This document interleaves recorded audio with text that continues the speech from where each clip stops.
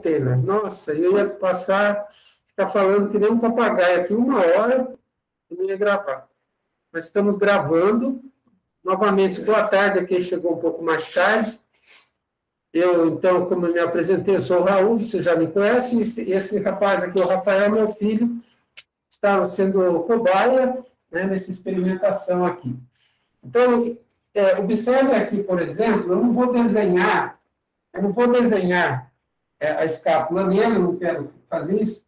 Para vocês terem uma noção melhor da posição da escápula, é necessário que vocês posicionem também o dedo polegar e indicador, voltados, respectivamente, o polegar no ângulo inferior, ou na junção do polegar e indicador meu, no ângulo inferior da escápula, e o dedo indicador na margem medial da escápula, certo?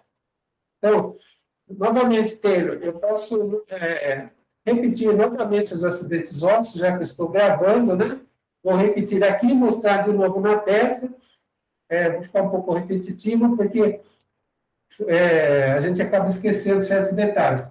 Vou pedir que o paciente ele faça um movimento de rotação medial do braço e ponha a mão dele, ó.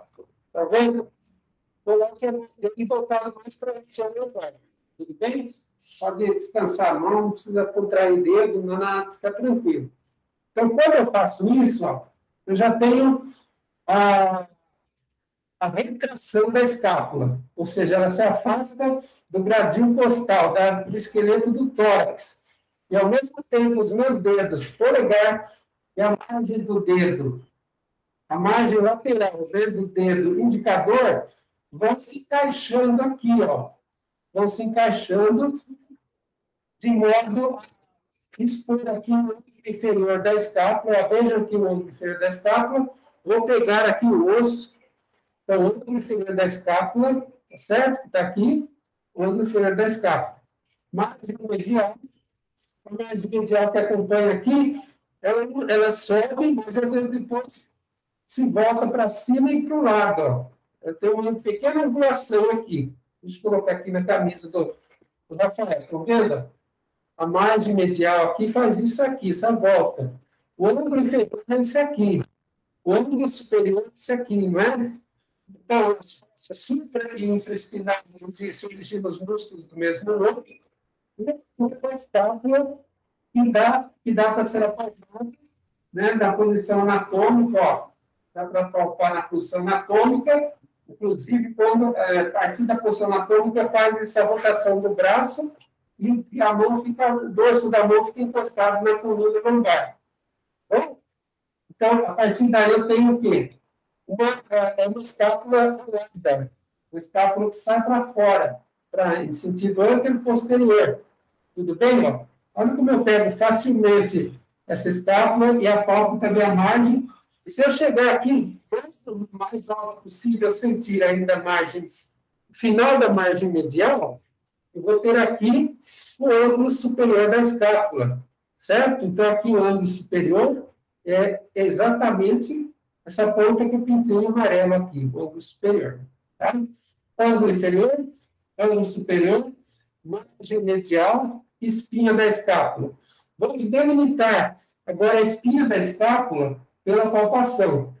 Né? Como meus dedos já estão acostumados, eu já estou sentindo a espinha da escápula, que eu uso o dedo indicador e médio, ou também, para pegar a maior parte da espinha da escápula, eu coloco o dedo anular também, né? Eu vou apalpando. Então, veja, quando eu apalpo e continuo apalpando, eu vou deslizando o dedo assim, ó, como se fosse assim, batendo os dedos de leve aqui, até chegar lá na ponta do ombro, aqui, ó, a ponta do ombro, onde nós vamos ter a principal estrutura aqui vai ser mais alta, aqui tem a clavícula, a extremidade, essa ponta aqui, ó, tá o dedo aqui, a clavícula, vem chegando aqui, extremidade acromial, o acromo está aqui. Quando eu quero apalpar novamente o ângulo, desculpe, a espinha da escápula, né? A espinha da escápula, eu vou pegar aqui nessa parte de baixo, começando o acromo, onde vou sentir o ângulo do acrômio. O ângulo do acrômio. Onde está esse ângulo do acrômio aqui? Está exatamente, ó, aqui, ó, ângulo do acrômio. O acrômio está pintado em vermelho. O ângulo do acrômio está pintado em verde aqui, tá? Deixa eu posicionar bem perto. Em verde aqui o ângulo do acrômio, em vermelho o acrômio, e o restante a espinha da escápula na face voltada para a fossa subescapular, e aqui a espinha da escápula, e depois a fossa infraespinal, né? Então, a fossa supraespinal, fossa infraespinal, é o local onde se originam os músculos supra e infraespinal. O supraespinal, ele faz parte do manguito, o infraespinal faz parte, subescapular e o redondo menor, né? Sendo que o supraespinal, além de rotador, ele também é abdutor do braço, juntamente com o deltoide, é sinergista do deltoide, o músculo supraespinal. Correto? Acho que vocês já tiveram alguma aula sobre isso. Processo coracoide, né? Nós vamos apalpar também. Então, por ordem, gente, eu vou pedir agora, né? Então, nós temos a margem lateral, como eu falei, tá certo? Margem lateral, para baixo da cavidade glenoidal, desculpa, aqui, ó, descendo aqui a margem lateral, cavidade glenoidal está aqui, né? Colo da escápula está aqui em preto, e depois, então, aqui que é palpável também a margem lateral de origem dos músculos redondos, principalmente o redondo menor e o ângulo inferior com origem do redondo maior. Então, está aqui, gente. Tá? Então, consequentemente, a margem lateral vai estar voltada para a axila dele. Vai estar juntamente com os músculos, dois músculos redondos, que depois nós vamos aprender a palpar e diferenciar um do outro. Tá bom? Próximo passo agora também também sentir a fossa subescapular. Então, a fossa subescapular, eu vou com os dedos entrando aqui, olha, eu vou entrando nessa escavação, ou se não, vou palpando aqui, só um minuto, eu vou pedir que você abduza o braço. Abduza o braço, sem produzir cócega, né? Eu vou palpando aqui por sobre as costelas. Então, eu vou também empurrando a escápula, junto com as musculatura, o latíssimo do dorso, né? Os redondos, até sentir na axila, no cabo axilar dele, a fossa subescapular. Né? Então, outra forma é por aqui também, pela margem medial da escápula, também chamada de margem vertebral, né? E a margem lateral chamada de margem axilar. Agora, eu vou pedir para ele virar para cá, agora vocês viram para cá, Rafael, por favor. Nós vamos continuar apalpando agora a clavícula.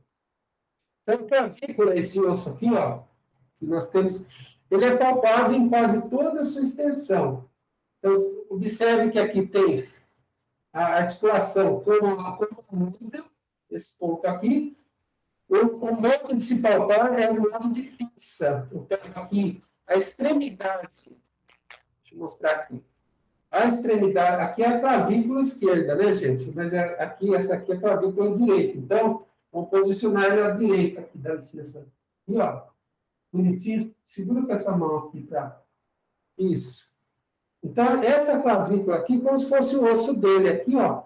Aqui a extremidade external, a articulação externo-clavicular. Então, eu tiro o osso um pouquinho, eu pego a clavícula aqui, em movimento de pinça, polegar indicador, e faço os movimentos um pouco para frente e para trás, para deslocar um pouquinho a clavícula, certo? Para saber a estabilidade do osso, que é unido aqui pelos ligamentos externo-claviculares e interclavicular, que passa por essa indentação aqui, vamos dizer assim, essa incisura external, tá? Ou supraesternal. Bom, não vamos falar de acidentes do externo, né? Os acidentes externais, mas nós vamos ficar com... vou dar alguns nomes até os nomes mais usados, né? Mas sempre enfatizando o roteiro que eu passei para vocês. Então, aqui a extremidade external da clavícula, ela apresenta, junta no outro extremo, uma extremidade lateral e acromial, certo? Acromial. Com licença, Rafael. Então, aqui na clavícula, vocês podem observar que medialmente, anteromedialmente, é uma convexidade. Anterolateralmente, é uma concavidade. Inversamente, atrás. Aqui, uma concavidade posteromedial e uma convexidade posterolateral, certo? Posterolateral. Nessa convexidade posterolateral, nós temos o tubérculo conoide, tá? Portanto, essa extremidade lateral aqui é acromial, certo? Pintada por causa da presença de cartilagem articular no osso, tanto na extremidade external quanto na extremidade acromial, e o tubérculo conoide, que está em azul, pintado em azul, para a fixação do ligamento conoide. É um dos ligamentos córacoclaviculares, que tem o processo coracoide e se insere, da escápula, se insere nesse tubérculo, certo? Fora isso, tem o ligamento costoclavicular, né? Também costoclavicular, na próxima extremidade acromial, e o ligamento trapezoide, que está pintado em amarelo aqui na extremidade acromial. Ligamento trapezoide e o conoide formam os ligamentos córacoclaviculares. Sobrando aqui a inserção em vermelho dessa linha, o sulco do músculo subclávio, que é um músculo importante para manter a clavícula estabilizada e não executar muitos movimentos excessivos. Então, aqui, ó, vou pegar o esquerdo aqui, dada a facilidade de eu palpar, que eu estou mais do lado esquerdo dele, né? Eu vou palpar as mesmas estruturas. Quando vocês estiverem trabalhando, então, na palpação, vocês têm que palpar, geralmente, vocês vão ter que apalpar todos os lados. Então, não só uma escápula de um lado, mas escápula do outro, bem como a clavícula e todos os demais ossos. Tá bom? Então, meu dedo indicador, que já vou deixar vermelho, tanto que apertando, vai na articulação externo-clavicular. No outro extremo aqui, como eu já tinha falado, logo atrás está o acrômio, e aqui na frente vamos ter uma pequena elevação aqui, que é da extremidade acromial da clavícula. Então, aqui é a articulação que acrômio-clavicular. Tudo bem? Então, agora o número. O outro osso, que eu não tenho agora uma outra peça, né, para mostrar para vocês, que não dá para se apalpar muita coisa assim na extremidade distal do paciente, ou do seu cliente, né? Devido ao fundo, né, inclusive o fundo da parede, talvez o reflexo aqui não fique tão bom. Mas vou pedir que você venha mais para frente, para melhor, né? Se eu ficar atrás dele, fica melhor, porque você precisa enxergar. Posta mais, por favor. Quanto mais focado, melhor, porque aí... Não quer acender essa luz? Oi? Não quer acender. Pode ser. Vou acender a luz aqui. Não dá para ver. Você acha que esse é um componente? Espera aí.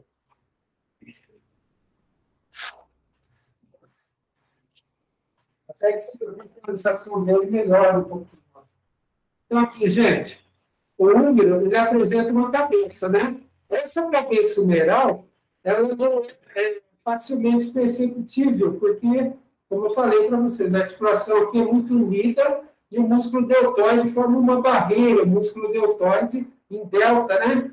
Em delta, que se insere no húmero, que se origina da clavícula, que se origina da espinha da escápula e do acrômio, da articulação também acrômio-clavicular. Ele forma ele tem 3 porções, né? Que vocês vão estudar. Então, o indivíduo tem que estar com esse músculo deltoide relaxado. Então, tem que estar na posição anatômica, os braços aduzidos para poder relaxar. É o mesmo processo que faz quando faz uma injeção. A cabeça do húmero tem que pegar assim,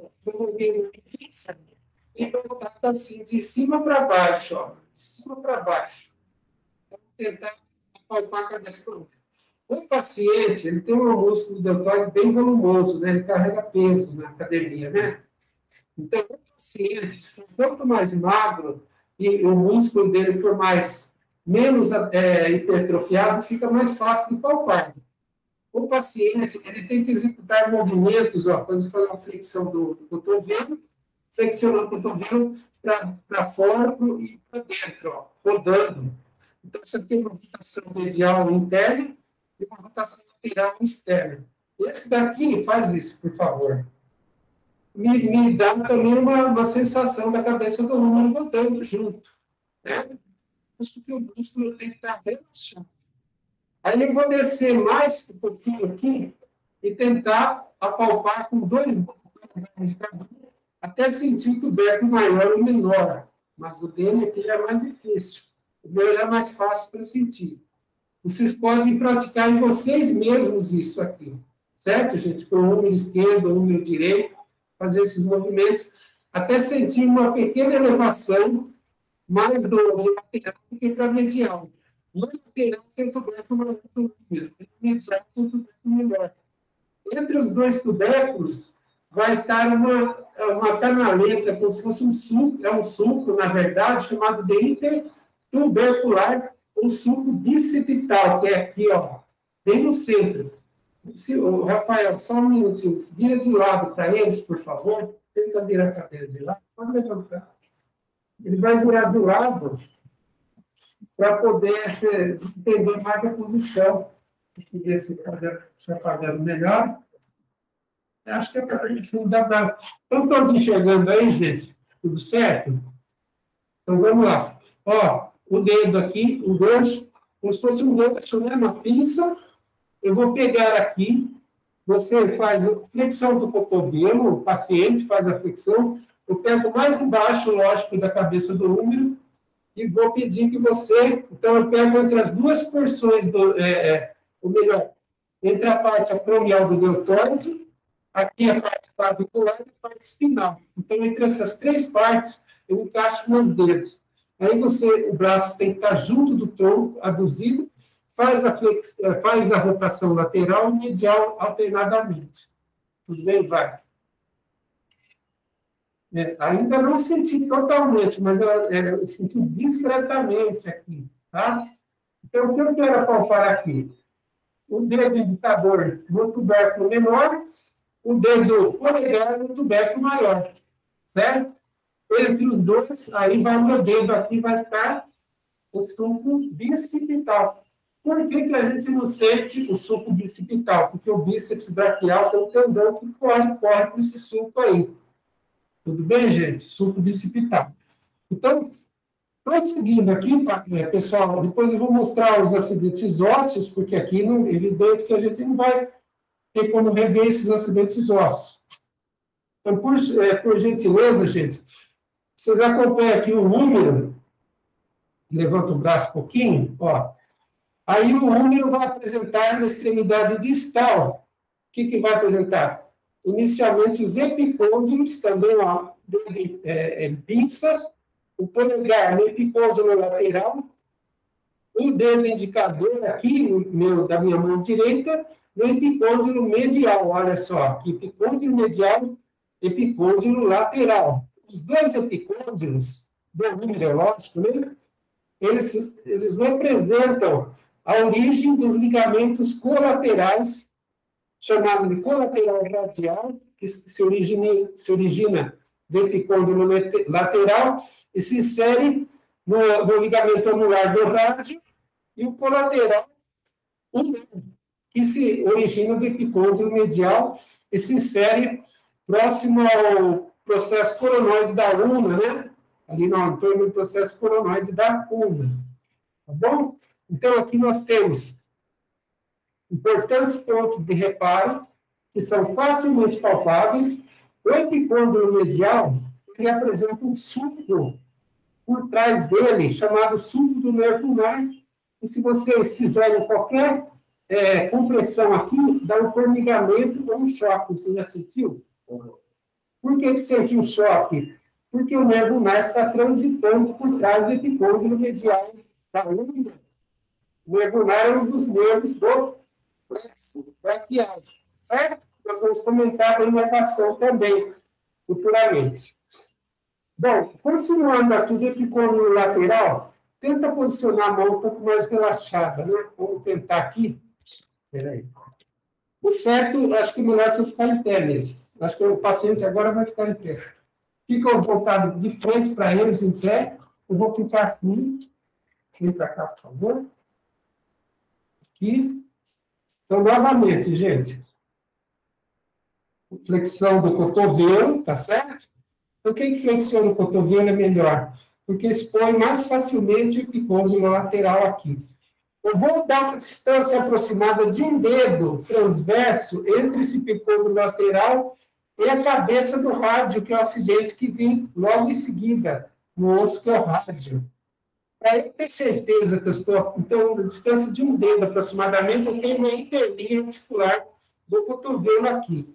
Toda a interlinha articular, ele passa por essa prega de pele aqui, na fossa cubital, tá? Que é aqui, ó. Vou palpar aqui para vocês, ó.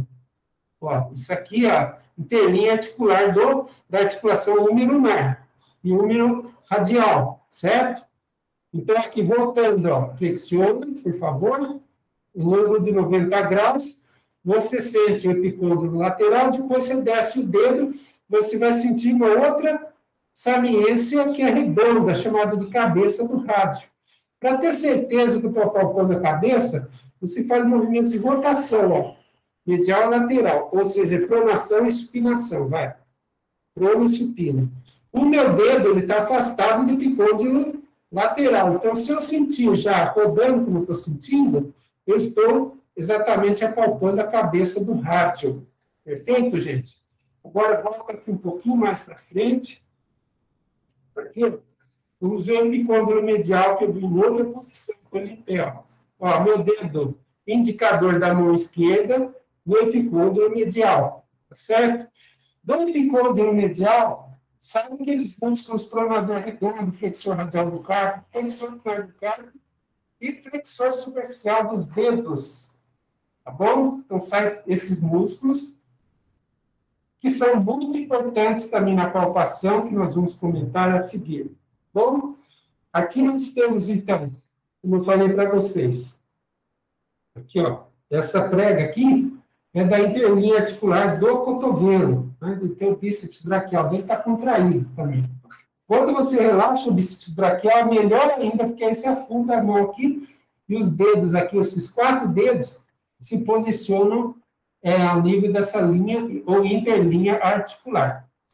Ainda falta, vamos falar da articulação do cotovelo com relação ao olecrano. Então, o olecrano da una é essa ponta aqui, ó.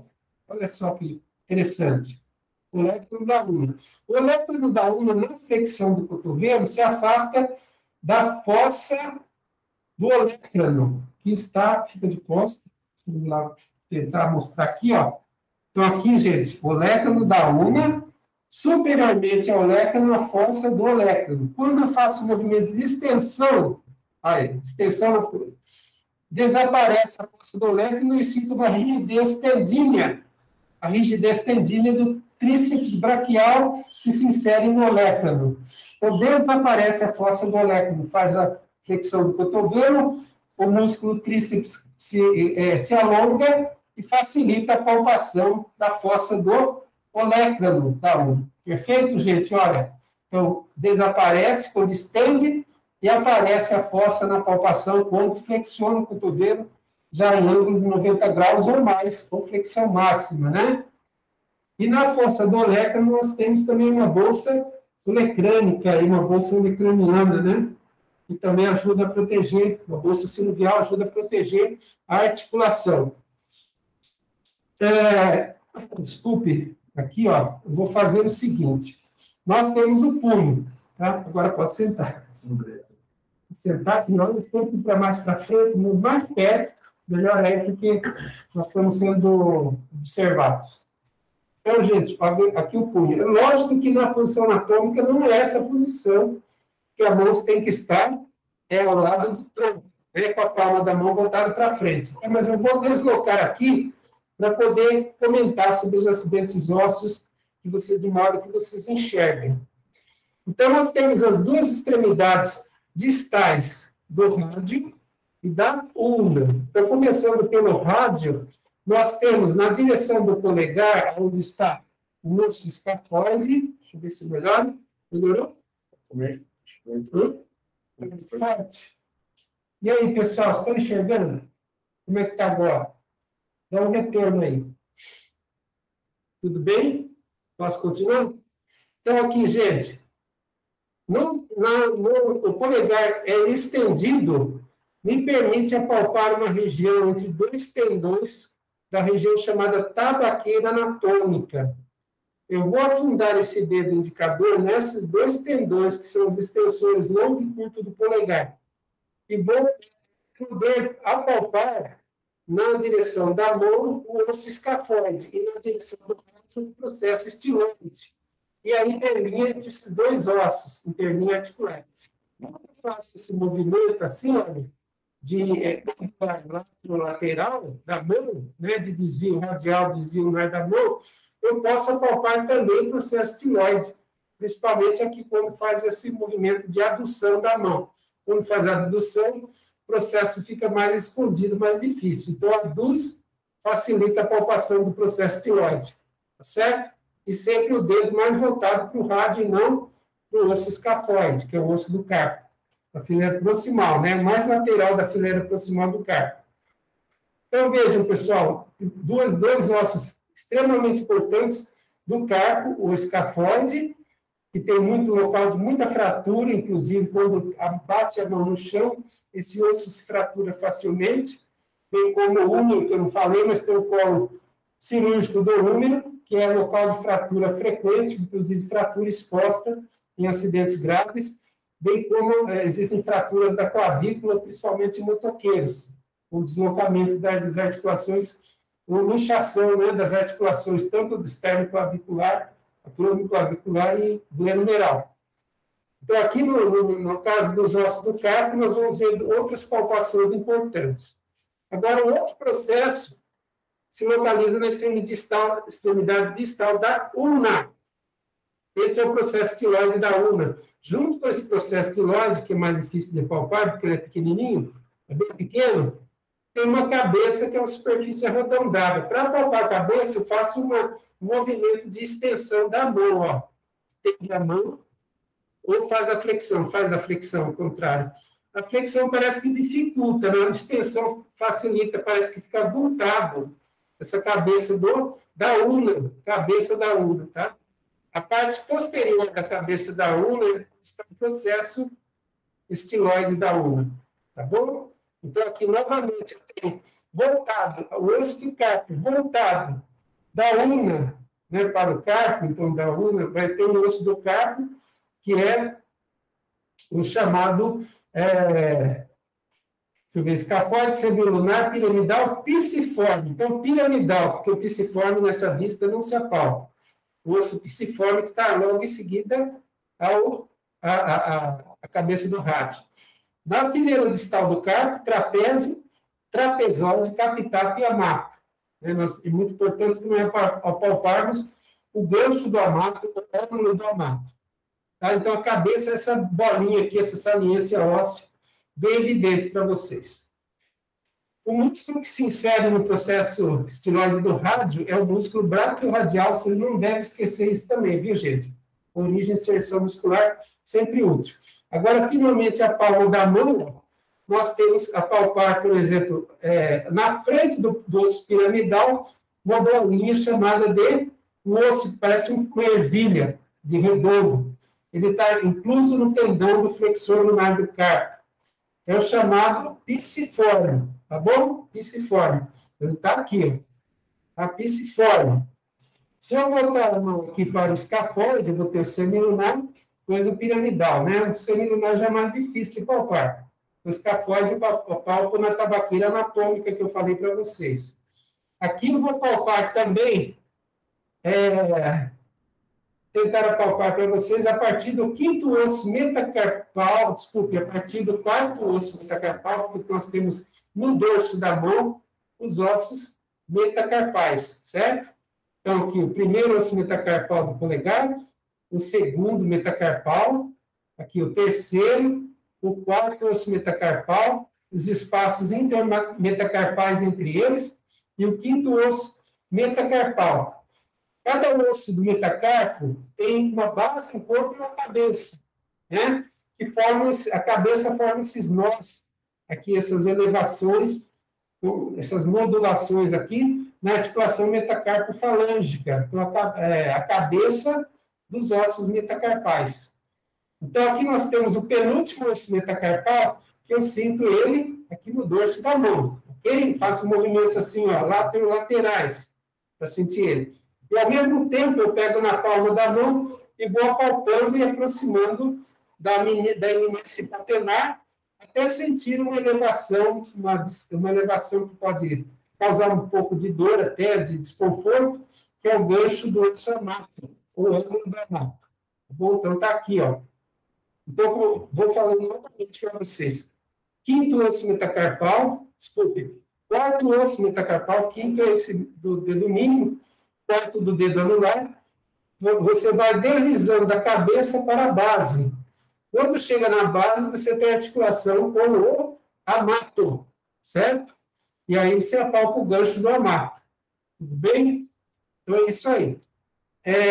Sobram finalmente as falanges, onde nós vamos apalpar pelo dorso e pela face palmar. O dorso, a pele é mais fina e os tendões são mais achatados e tem menos panícula adiposo. Então é mais liso, mais fácil de palpar. A falange proximal, falange distal do polegar, aí você apalpa também as demais falanges do dedo indicador, 3 falanges,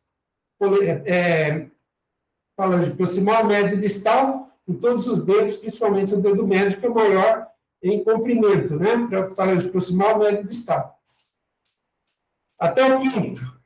Outra coisa com relação às articulações, as interlinhas articulares desses dedos estão, evidentemente, nessas pregas de pele aqui, ó, nessas rugas transversais de pele, né? Desde o polegar aos demais dedos. Então, eu tenho duas articulações interfalângicas do segundo ao quinto dedo e somente uma interfalângica no polegar, né? Somente falange proximal e falange distal. Feito isso, gente, vocês apalparam as principais estruturas, tanto articulares quanto as estruturas ósseas desses ossos aqui, e eu sinto a pulsação até da artéria ulnar dele aqui, está pulsando.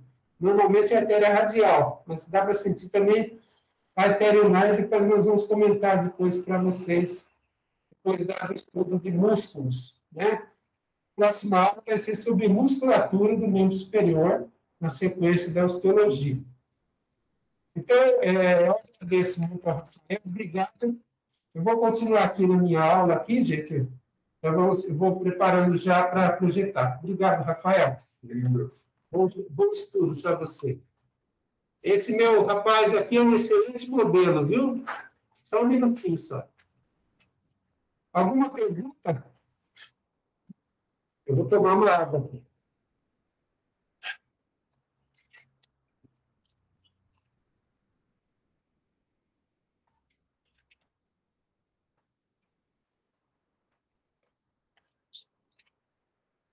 Se não houver perguntas, vou passar, então, aos acidentes ósseos, recapiturar para vocês e vou apresentar, então.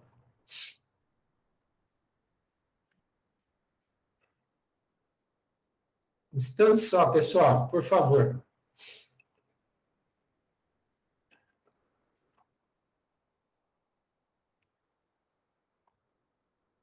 Aqui. Consegue enxergar aí, pessoal? Tudo bem? Alguém poderia falar para mim? Eu não tenho acesso aqui. Vocês estão me ouvindo? Alô, pessoal? Sim, professor. Ah, tá. Obrigado. Então, vou projetar aqui como se fosse em PowerPoint, né? E aí, tá tudo certo? Tá visualizado, gente? Beleza? Tudo beleza, professor. Ok. Então, aqui, pessoal, esse roteiro eu passei para vocês aqui. Na verdade, eu comecei com o esqueleto da cabeça, fui lá nos ossos axiais, depois eu continuei com o esqueleto apendicular. Então, por isso que está com essa numeração aqui diferente, né? Comecei pelos 58, 59, 60. Então, aqui é evidente que tem uma clavícula direita, vista superior, e a mesma clavícula vista inferior aqui embaixo. Tanto na vista superior quanto na vista inferior, as duas extremidades, 58, extremidade external, e 59, extremidade acromial. Na face superior do corpo da clavícula, toda a extensão é palpável. Portanto, a clavícula é um osso que parece uma letra S, quase uma letra S, não muito evidente, mas apresenta-se com margens convexa, côncava, anteriormente, em sentido medial para lateral, em sentido medial para lateral, côncava e convexa, portanto, né, de medial para lateral na margem posterior. Então, essas mesmas margens também são palpáveis, só com o dedo indicador você consegue acompanhar essa concavidade ou essa convexidade anterior ou concavidade posterior e depois com convexidade de medial para lateral. Na face inferior da clavícula, ela se apresenta rugosa devido à presença dos ligamentos que aí se fixam, com o sulco do músculo subclávio também. E na articulação externo-clavicular, nós temos, que não é, logicamente, não é palpável, porque tem uma cápsula resistente com ligamentos, e apresenta um disco articular fibrocartilagíneo, um disco de fibrocartilagem como se fosse um menisco, como tem no joelho.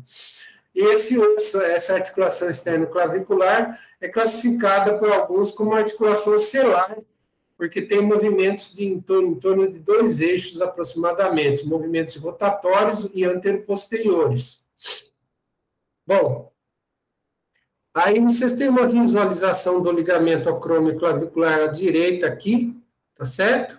Olha aqui onde está a minha mão, a mãozinha aqui, ligamento acrômio clavicular, a extremidade acromial da clavícula, aqui logo em seguida, depois o acrômio com sua face articular external, com a presença também de um disco intraarticular, que não está presente. Um dos ligamentos importantes que une o processo coracoide, até eu não falei da palpação dele no meu filho, né? Mas é logo abaixo da clavícula, aqui na convexidade, na concavidade anterolateral, se sente logo abaixo aqui o processo coracoide, né? É que o caso do Rafael, ele tem uma musculatura, o peitoral maior dele é bem musculoso, né? Mas eu vou apalpar em mim mesmo depois, aí vocês têm uma noção aqui, né? Deixa eu só dar um pequeno stop aqui, só mostrar para mim como se apalpa o processo coracoide, né? Não podia deixar de falar. Então, deixa eu me... Então, aqui, gente, ó, processo coracoide dá para apalpar na gente mesmo, ó, com o dedo indicador aqui, ó. Você apalpa a clavícula superiormente, você sente aquele S, aquelas curvaturas, logo abaixo da concavidade anterolateral, vocês apalpam aqui na região entre o deltoide e o peitoral maior, parte clavicular e a parte clavicular do deltoide, tanto o deltoide quanto o peitoral maior, você tem um sulco deltopeitoral, e aqui logo abaixo do sulco, inferiormente à clavícula, vocês apalpam o processo coracoide. Perfeito, gente? Então, aqui, voltando aqui, novamente. Espero que todos estejam enxergando, né? Os ligamentos que eu mencionei, coraco-clavicular, formado pelo trapezoide, pelo conoide, que vai se inserir o conoide no tubérculo do mesmo nome, e o coraco acromial, que é um ligamento que protege também os choques, os impactos da cabeça do húmero em direção à clavícula, né? Que pode acontecer fratura desses ossos pelo choque da cabeça do húmero. Então, isso aqui é uma barreira a que se evite essas fraturas. Aqui nós temos já, então, o osso, que é a escápula. Muito bem, então nós temos espinha da escápula na vista lateral e na vista posterior, 65, 64 o ângulo do acrômio e o acrômio 66. E tudo isso é recordação para vocês, que eu acredito que vocês estudaram na aula prática com a professora Giovana, muito provavelmente, né? Se não vieram de outra faculdade, aprenderam no primeiro ano com a professora Giovana aqui na Unesp, acredito eu. Então, a margem medial da escápula na sequência, depois a margem superior da escápula. A margem superior também é palpável quando se faz o deslocamento da mão a partir do ângulo superior até o processo coracoide, então, margem superior da escápula, né? É um pouco mais difícil palpar porque o músculo trapézio, os músculos aí do ombro, que dificultam a palpação. O trapézio é um deles. Então, nós temos o ângulo superior número 68, o ângulo inferior 69 e o processo coracoide número 70, que é aquele onde se origina a cabeça longa do bíceps braquial, bem como o músculo córaco-braquial, além do ligamento córaco-acromial. Além disso, tem o músculo peitoral menor, também se insere no processo coracoide da escápula. Bom, tubérculo menor do úmero, tubérculo maior, é evidentemente abaixo, logo abaixo do colo anatômico do úmero, que é a cabeça do úmero, colo, a extremidade proximal, a vista anterior é esta, a vista posterior é essa da direita, não é? Então, os dois dedos polegar e indicador vão encostar inicialmente nos dois tubérculos, ou se não, você faz movimentos rotatórios do braço para poder sentir essas duas elevações, sendo que a elevação lateral é o tubérculo maior, que está aqui, e a elevação medial é o tubérculo menor. Então, primeiramente, o maior e menor, entre os dois tubérculos, com um dedo posicionado exatamente entre os polegar e indicador, o outro dedo da outra mão, vocês podem sentir também que existe uma área entre os dois tubérculos, que é o sulco intertubercular, embora aqui esteja passando o tendão do músculo bíceps braquial cabeça longa. Ainda tudo bem, gente? Posso continuar? Então, aqui extremidade distal do úmero, vista anterior e vista posterior. Tanto na vista anterior quanto na vista posterior, se notam os epicôndilos. Quando faz a flexão do cotovelo, ângulo 90 graus, a flexão da articulação ulnar, vocês têm uma percepção melhor dessas saliências de origem de músculos, tanto os músculos flexores do epicôndilo medial, quanto o bráquio radial, mais os músculos tensores radiais do carpo, do epicôndilo lateral. Entre os dois epicôndilos, no mesmo nível, está a fossa do olecrano. Inferiormente à fossa do olecrano, a tróclea. A tróclea tanto na vista posterior quanto na anterior, e o capítulo voltado para a cabeça do rádio. Bom, então, novamente, agora a articulação do cotovelo, uma articulação sinovial composta, porque dela participam três ossos, ou seja, a extremidade distal do úmero, aqui anterior e posterior, a extremidade proximal da una, na vista posterior aqui e anterior aqui, e a extremidade proximal do rádio, onde aparece muito bem a cabeça com a circunferência articular e a fóvea articular da cabeça do rádio. Então, são essas estruturas que parecem a fóvea tem o aspecto de uma taça, a cabeça do rádio é bem arredondada aqui, como vocês podem notar, que é o que vocês apalpam quando vocês fazem a rotação, ou seja, a pronação e supinação do antebraço. Então, o que nós apalparemos, como eu já falei para vocês, o olecrano 77, aqui nós temos o 77 olecrano, numa vista medial da una, né?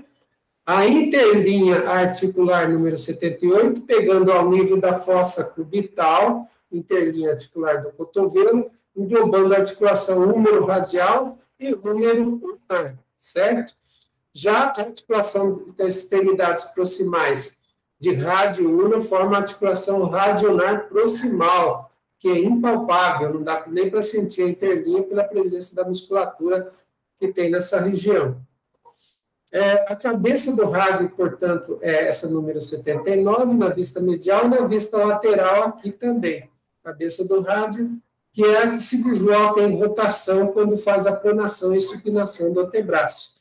em relação à incisura radial da ulna. Então, a articulação é um tríplice, ulnar, radial e radioulnar proximal. A margem posterior da ulna também é perceptível, nela não tem uma presença de um músculo específico, então dá para se sentir ao nível da diáfise da ulna, né? Até chegar lá na cabeça da ulna. E aí nós temos, então, a cabeça da ulna aqui medialmente e o processo estiloide lateralmente nessa vista anterior da mão, que é a palma da mão, o esqueleto da mão, formado aqui pelos ossos mais facilmente palpáveis, o escafoide, né? E o 85, 84, osso pisiforme, e o 85, o osso amato. Aliás, o amato não é esse aqui é o trapézio, né?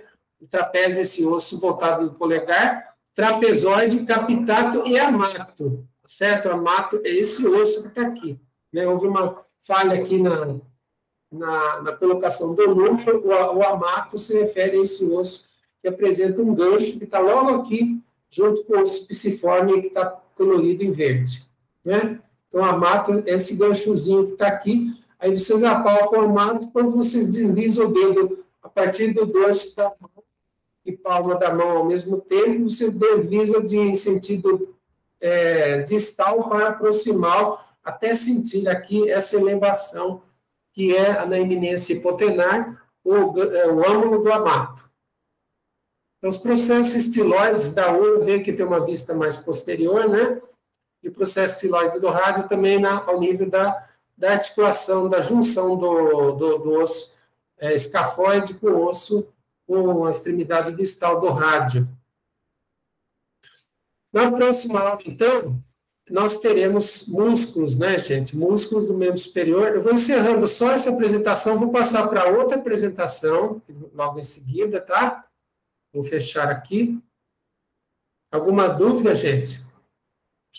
Agora eu vou continuar aqueles slides demonstrando a palpação, mas são poucos slides, não vai demorar muito a aula.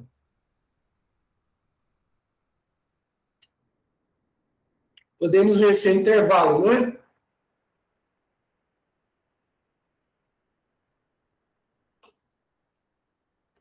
Se ninguém se manifesta, obrigado, Tê. Então, vamos caminhar.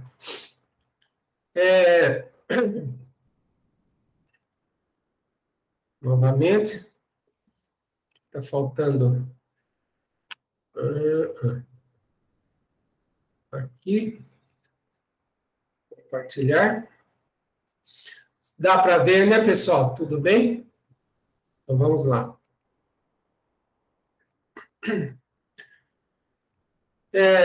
A palpação óssea do membro superior, então, vou mostrar apenas algumas poucas imagens, depois nós prosseguiremos palpação muscular, neurovascular, arterial e linfática, vascular, arterial e linfática, porque eu não vou dar ênfase à palpação venosa, a arterial tem maior importância clínica.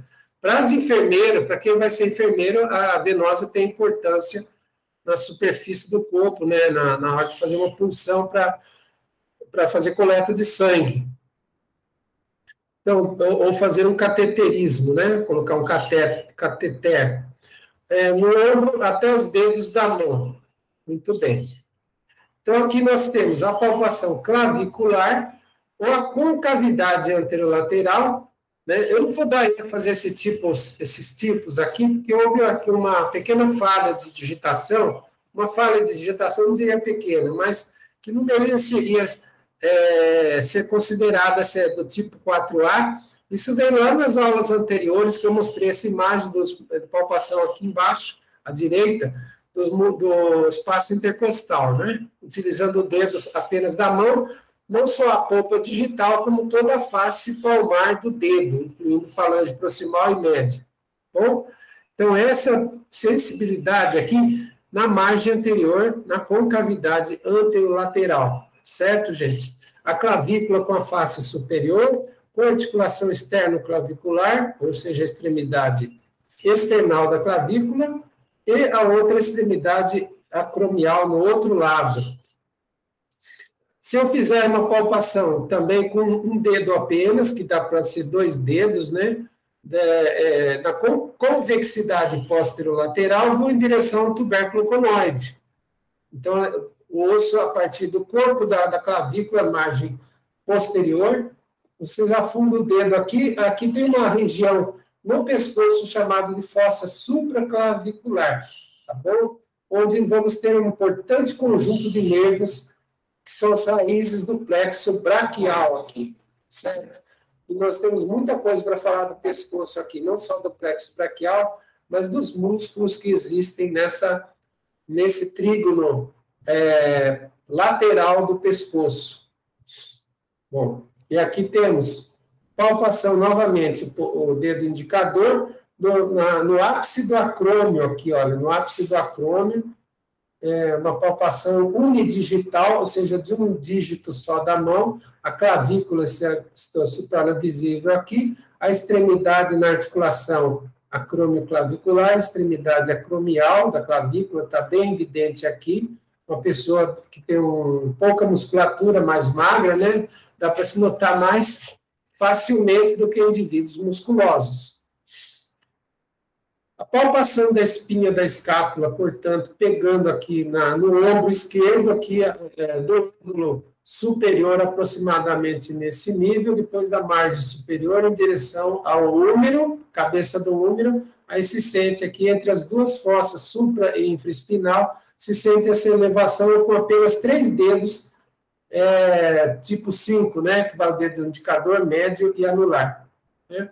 Então, a espinha da escápula pode ser também 2 dedos ou um dedo só. Não precisa necessariamente que 2 dedos que vai representar esse tipo de palpação aqui na pulsação da artéria radial. Palpação da margem medial da escápula, pegando essa margem aqui desde o ângulo inferior ao ângulo superior. Nós temos aqui esses 3 dedos, eles podem adentrar e chegar até a face interna da margem medial ou ao nível da fossa subescapular, tá? Que também pode ser percebida também a nível axilar. Voltando aqui, né? Então, por que essa palpação é importante? Porque você consegue fazer um deslocamento, inclusive, da escápula, quando o indivíduo está com o ombro bem relaxado, né? Então, é possível saber se tem alguma normalidade, algum enrijecimento muscular, ou se tem algum problema de contratura, que a escápula fique mais fixa e pouco móvel, né? Se o indivíduo está com dor, há uma tendência da escápula ficar mais imóvel e rígida, sem movimento. E aqui a palpação da cabeça do úmero, que esses dedos podem estar mais superiormente, até melhor do que aqui, né? A cabeça do úmero é redonda, então pede-se que o paciente faça os movimentos de rotação medial e lateral do braço para poder perceber melhor esse deslocamento da cabeça do úmero. O músculo que está aqui no deltoide é a principal barreira a essa percepção de ossos, né, nessa região. Então, a cabeça do úmero, logicamente, em cima dos 2 tubérculos maior e menor do úmero.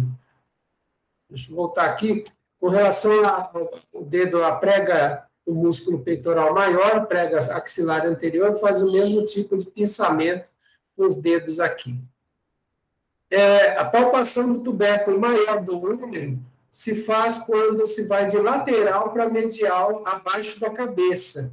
Veja que o dedo está mais na posição apontando para cima do que de cima para baixo, né? Porque essa posição é mais confortável para poder sentir os 2 tubérculos umerais. Então, quando se quer palpar os 2 tubérculos, faz-se também o movimento em pinça do polegar indicador. Aí, como eu coloquei aqui, o músculo deltoide encobre o tubérculo maior, como nas estruturas do slide anterior e do seguinte. E a palpação da interlinha articular do ombro é lógico que se faz nos movimentos a partir da cabeça do úmero para cima, né? Então, em direção à cavidade glenoidal da escápula. Mas isso requer bastante habilidade do apalpador, porque é um movimento mais complicado, né? De interlinha articular muito profunda essa estrutura. E agora, músculos, gente, vou deixar para uma aula futura, né? Então, nós vamos ficar por aqui, essa apresentação. E, então, vou deixar aqui à disposição de vocês. Vocês tiverem mais alguma questão, vou entrar aqui no chat. Se houver, pode colocar no chat alguma dúvida. Então, nós temos aqui a palpação dos acidentes ósseos do membro superior, né? E vou ter, aliás, perdão, né? Eu falar, esqueci, não, deixa para lá. Eu pedi a vocês, assim, que estivessem já preparando, né, a partir desde já, né, já estivessem pensando no trabalho no Atlas, que eu pedi para vocês, assim, na programação, vocês vão ter que fazer um pequeno trabalho fotográfico. Vocês pegam, por exemplo, vamos supor, hoje nós vimos acidentes ósseos, vamos supor, vai tirar uma foto do olécano, tá? Faz a palpação do olécano, tira uma foto, aí faz uma questão referente ao olécano, né? Vamos supor, o local de inserção do músculo tal no olécano, certo? Ou na margem posterior aqui é a margem posterior da ulna, que acompanhando o olécano em sentido distal, a margem posterior da ulna, tá certo? Ó, dá para perceber facilmente aqui entre as duas massas musculares aqui. Os músculos epicondilares aqui, que se originam do epicôndilo lateral e epicôndilo medial. Então, vamos supor, vocês entenderam o trabalho? São 10 acidentes ósseos, 10 acidentes ósseos, fotografa um para cada acidente ósseo, você pode palpar num colega ou em você mesmo, aí você monta uma questão referente àquilo que você apalpou, a estrutura. E 10 músculos também, entre os mais de 100 músculos que nós temos, né? Para falar muito músculo, mas vocês vão escolher 10%. Vão escolher um dízimo, né? O dízimo de acidentes ósseos e o dízimo de músculos. Pode ser um tendão muscular, pode ser o ventre muscular, pode ser a origem, inserção, aí fica para vocês, conforme vocês vão utilizando na literatura. A literatura, gente, não tem aqui no momento um livro, mas o livro que eu indico é o Tixa, é o Sérgio Tixa, Anatomia Palpatória, da editora Guanabara Kugan, ou se não, o livro do Christy Kyle, também muito bom, é um livro texto e atlas, que é da editora Manoli, ou um outro livro ainda, um livro que é atlas, que é da Junqueira, Lívia Junqueira, Anatomia Palpatória, certo? Com bastante detalhes, com relação à inserção muscular e inervação. Muito bom esse livro, esse atlas da Lívia Junqueira. Ok? E se não tiver dúvidas sobre o trabalho, então eu recomendo já para vocês, né? Eu dar para encerrado o momento da aula. Hoje foi rápido, foi um assunto rápido, né? Não quis estender muito. Se eu começar a dar aula sobre músculos ainda hoje, teria que dar um intervalo, né? Ia ficar mais cansativo o assunto. Se não houver dúvidas, eu agradeço a vocês, agradeço a todo o tempo de paciência. Um recado para vocês, gente. Eu fiz hoje o assunto, né, de membro superior logo no início, né, porque poderia fazer também da cabeça e pescoço, mas o membro superior, que é muito utilizado os trabalhos em academia, vocês devem estar já cientes disso, o pessoal trabalha muito musculatura do membro superior, eu comecei esse assunto. Depois, a gente termina, né, cabeça, pescoço, tronco, aí termina o assunto desde a parte de ossos até falar dos nervos, inclusive dermátomos também. É um assunto da neuroanatomia, ok? Se não houver mais ficou alguma dúvida? Se não ficou, agradeço. Ok, pessoal? Vocês estão quietinhos, né? Porque eu acho que veio pouca gente, então fica com... Não sei se está com um pouquinho de vergonha, inibição.